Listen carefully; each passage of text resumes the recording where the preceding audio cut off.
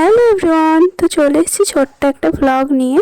তো দিনটা ছিল 25 ডিসেম্বর, তোমরা দেখেই হয়তো বুঝতে পারছো। আর এই দিনটায় সবাই চার্চে যাও, তেমন আমিও চার্চে গেছিলাম। আমার কলেজে যেহেতু এখন ছুটি আছে, তো বাড়িতেই ছিলাম।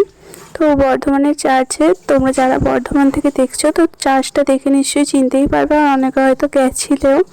তো এইটা ছিল, এই দেখো লাইটিংয়ের কাজ নিয়ে এত সুন্দরভাবে সাজিয়েছিল। তো ক্যান্ডেল আর রোজ নিয়ে আমরা সব চলে গেছি, আর এত ভিড়ের মধ্যে ভিডিও করতে এত অসুবিধা হচ্ছিলো। তা সত্ত্বেও ছোট্ট একটা ক্লিপ নিয়েছিলাম আমি ভিডিওর।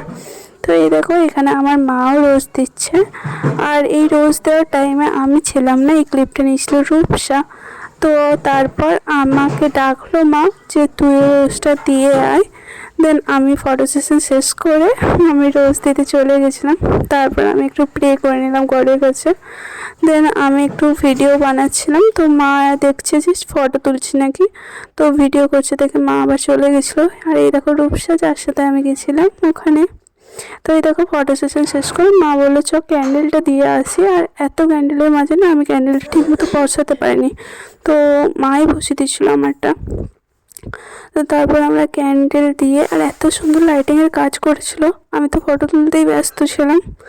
তো তারপরে এই দেখো এখানেও অনেক সুন্দর সাজিয়েছিল, এখানে ভেতরে ঢুকতে দিচ্ছিল না কাউকে, বাইরে থেকেই দেখতে হচ্ছিলো। আর আমি জুম করে তোমাদের যতটা সম্ভব দেখানোর চেষ্টা করলাম। আর এখানে একটা ছোট্ট বেবি যিশু অ্যাকচুয়ালি রাখা ছিল, আর এখানে হচ্ছে যে একটা মূর্তি ছিল। তারপর আমরা ফটো সেশন শেষ করে দিনটা এইভাবেই কাটালাম। টাটা।